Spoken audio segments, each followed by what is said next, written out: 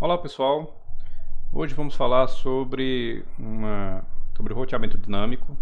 Vamos dar uma breve introdução ao que seria esse roteamento dinâmico e vamos iniciar essa introdução falando sobre sistemas autônomos. Bom, sistema autônomo ou Autonomous System é na verdade uma interconexão de redes sob a administração de uma entidade autônoma e que possui um ASN, um Autonomous System Number, que é um número de 2 ou 4 bits fornecido pela mesma entidade responsável por fornecer os endereços IP, né? Então a gente sabe que em princípio essa entidade seria a IANA, só que ela delega para os registros regionais, que por sua vez delegam para organizações, eventualmente elas delegam para organizações como no caso do Brasil, o NIC-BR, né? Então eu quero chamar a atenção de vocês para o fato de que a internet ela é uma interconexão desses sistemas autônomos, né? Uma visão mais abstrata possível da internet é isso. A internet, ela não... Se você for pensar bem, você pode dizer que a internet é a rede mundial de computadores, mas os computadores não estão na mesma rede, né? Eles estão em redes diferentes. Então, você pode dizer que a internet é uma grande interconexão de redes. Mas, na verdade, a internet é um apanhado de interconexões. E quando a interconexão está sob uma administração comum de uma empresa ou de uma entidade governamental e ela recebe um ASN, aí a gente chama essa interconexão aqui de sistema autônomo. Justamente o nome autônomo vem do fato de que essa entidade, seja ela pública ou privada, ela tem uma autonomia aqui dentro, né? Ela administra essa interconexão aqui, né? De maneira independente. Tá certo? Agora veja, não é pelo fato de uma interconexão ela está sob a administração de uma entidade autônoma que ela necessariamente vai ser um sistema autônomo, tá? Para que ela seja um sistema autônomo, ela tem que ter também um ASN. Então, há de fato interconexões que são administradas por uma entidade autônoma que não são sistemas autônomos, tá? Essas entidades elas se conectam a um sistema autônomo, mas elas não são propriamente sistemas autônomos. E como a gente está mostrando aqui, cada sistema autônomo ele tem um ASN e esse ASN ele é um número que pode ser de 2 a 4 bits, né? Então, resumindo, a internet é uma interconexão de sistemas autônomos, tá bom? A gente pode ver no nível mais abstrato dessa forma, tá? E por que eu estou falando isso? Eu estou falando isso porque quando a gente vai falar sobre os protocolos de roteamento dinâmico, é interessante que nós tenhamos essa consciência do conceito de sistemas autônomos. Por quê? Porque os protocolos de roteamento dinâmico, eles são classificados como protocolos do tipo IGP, Interior Gateway Protocol, ou EGP, Exterior Gateway Protocol. Vamos lá, vamos falar primeiro o que significa os IGPs, né? Um IGP, um Interior Gateway Protocol. Gateway é uma palavra que durante muito tempo as pessoas usaram ela para significar roteador, né? Para falar roteador. Em vez do cara falar router, ele falava gateway, né? Então seria protocolos de roteador interior. O que seria um IGP? O IGP ele é um protocolo de roteamento dinâmico que ele tem como característica executar dentro de um determinado sistema autônomo, certo? Então a gente fala que é um protocolo intra-AS. Nós temos alguns exemplos aqui de IGPs. Temos o RIP, o OSPF, o ISIS e o EIGRP. Tá? Então veja, aqui nós temos a mesma figura do slide anterior, só que aqui a gente disse, por exemplo, que esse sistema autônomo, esse e esse aqui falam, né, RIP, ou executam o RIP executa dentro deles. O OSPF, ele executa dentro desses sistemas autônomos aqui, que vocês estão vendo. O ISIS é um outro IGP que executa aqui em alguns dos nossos sistemas autônomos, de exemplo aqui. E o EIGRP executa dentro desses sistemas autônomos, né? Lembrando que isso aqui é só um exemplo, né? Um exemplo ilustrativo. Então veja, no caso aqui, o que a gente tem?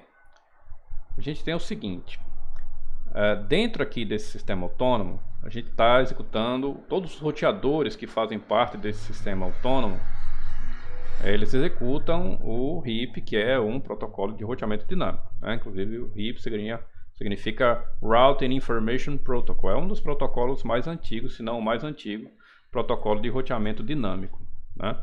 Agora veja, esse RIP que está executando aqui, essa instância de RIP que está sendo executada aqui, ela não tem nada a ver com essa e tampouco com essa, né?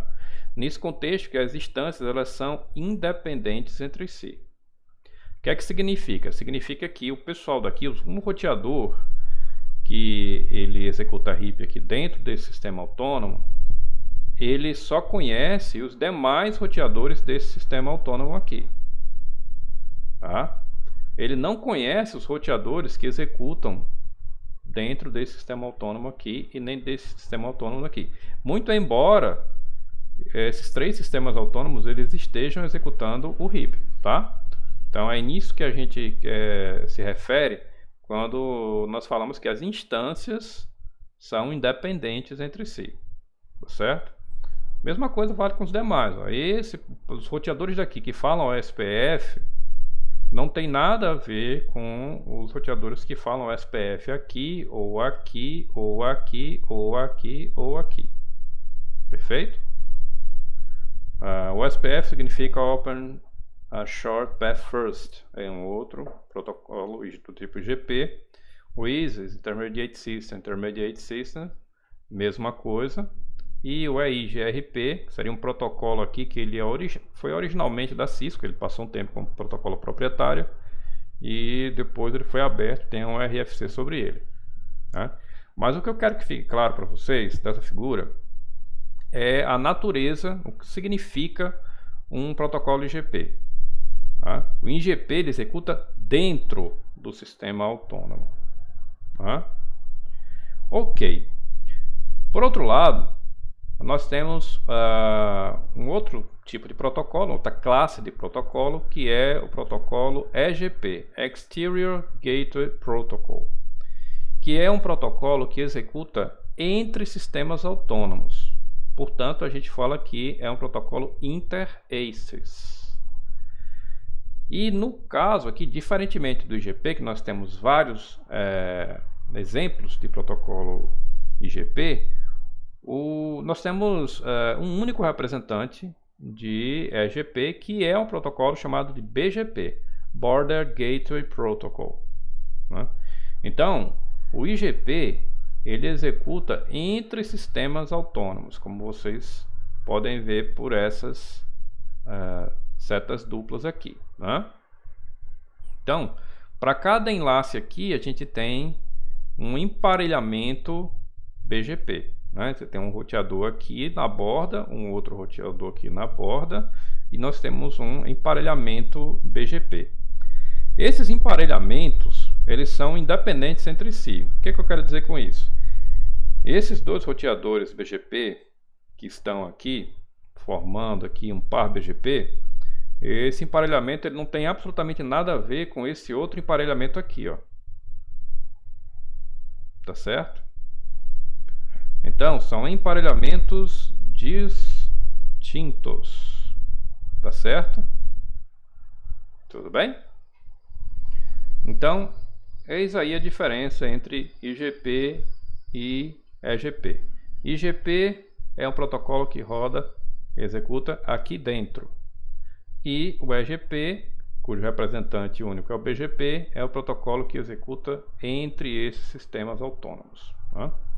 Mas para que o EGP, você poderia perguntar, para que existe esse protocolo? É porque, veja, aqui você tem um conjunto de redes, né? E aqui também você tem um conjunto de redes. Vamos imaginar esse relacionamento aqui. Se você quiser que o pessoal daqui saiba das redes que tem aqui, né? Ou, por outro lado, o pessoal daqui saiba das redes que tem aqui, você tem que ter um protocolo que faça a movimentação de rotas de um lado para o outro. Tá certo? Então, um roteador aqui que informe ao pessoal daqui os prefixos, né, as redes que tem aqui, e de forma similar um protocolo que informe, que faça com que esse roteador aqui forneça os prefixos que estão aqui, rotas para os prefixos que estão aqui, para o pessoal aqui da esquerda, né? Então, por isso que existe o EGP, né? Por isso que existe o BGP. Tudo bem? Então nós temos essa classificação. Quando a gente fala de algoritmos, a gente tem um vídeo especificamente sobre esse tema. O protocolo, ele implementa um algoritmo, tá certo? E o protocolo de roteamento dinâmico, ele implementa um algoritmo, tá, que vai dar o melhor próximo salto para um determinado caminho. E os algoritmos que são implementados pelos protocolos de roteamento dinâmico, os algoritmos eles se dividem basicamente em dois tipos. Uma classificação muito comum, algoritmos do tipo vetor de distância, ou distance vector, e os algoritmos de estado de enlace, ou link state.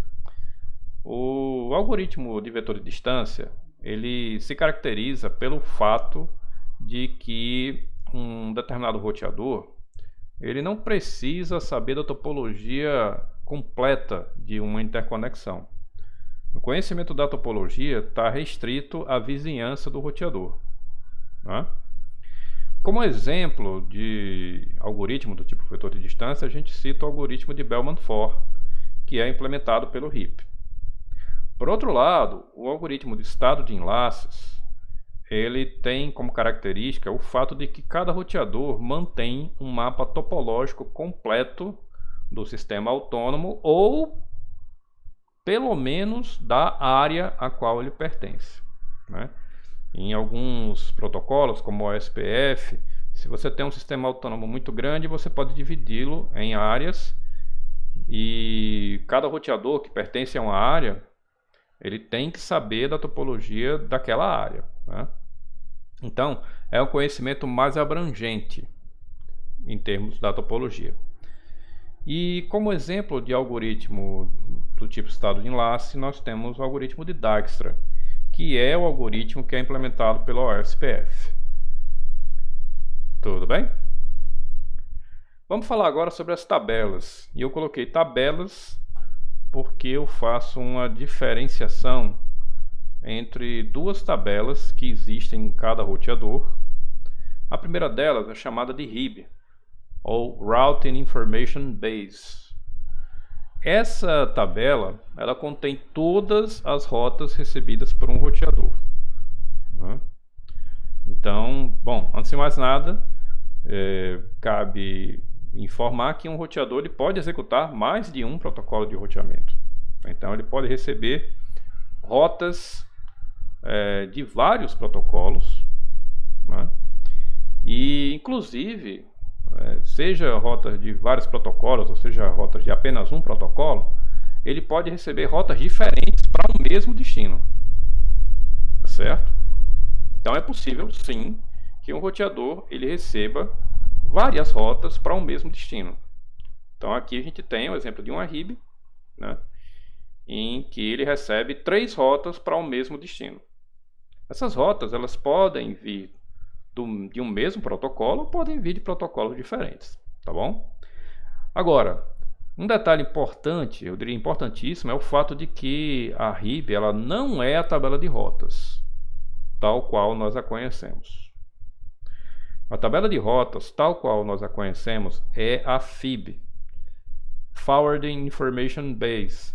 Aí você vê que o pessoal de redes tem uma dificuldade muito grande em batizar as coisas de maneira eficiente, né? Porque quando você vê RIB, Routing Information Base, você tende a imaginar que isso aqui é a tabela de rotas, mas não é. A tabela de rotas é, na verdade, a FIB, a Forwarding Information Base. E essa tabela, sim, ela contém a melhor rota para cada destino ou, eventualmente, as melhores rotas. Por que eu estou falando isso? Porque há situações em que você tem duas rotas que são equivalentes, do ponto de vista, por exemplo, de custo. Duas rotas distam a mesma quantidade de saltos, isso para dar um exemplo, né? Mas não é esse não é um exemplo exaustivo, então pode existir vários outros exemplos de equivalência, mas enfim, imagine duas rotas distam, né, na mesma distância, em termos de número de saltos, para um determinado destino. Então, você não tem aí uma rota vencedora, digamos assim, né? Então, eventualmente, essas duas rotas, elas vão para a tabela de rotas. E aí você tem um esquema de balanceamento de cargas. Ora, o roteador vai mandar para seguindo uma determinada rota, e ora ele vai mandar seguindo a outra rota, tá? Mas isso aí é mais raro do que você ter, de fato, uma única rota, né? Uma única rota escolhida. Então, essa rota escolhida, ela vai estar não na RIB, ela vai estar na FIB. Tá certo? Tudo bem? Então, veja, quando a gente vai determinar quem, ou qual, ou quais das rotas que estão aqui na RIB para um determinado destino, qual delas ou quais delas vão parar na FIB, a gente tem que levar em consideração duas coisas. Primeira coisa é que rotas obtidas de protocolos diferentes têm preferências diferentes, né?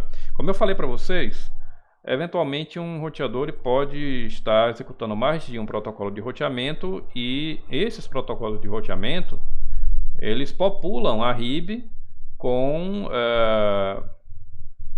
rotas para um mesmo destino. Só que o que acontece? Determinados protocolos eles têm preferência em relação a outros. No caso da Cisco, por exemplo, essa preferência é dada por um número, né? No caso da Cisco, essa preferência ela tem o nome de distância administrativa, tá? E no caso da Huawei, ela tem o nome de preferência mesmo. Então, se você tem várias rotas para o mesmo destino de vários protocolos diferentes, um daqueles protocolos tem preferência em relação aos demais. Tá certo?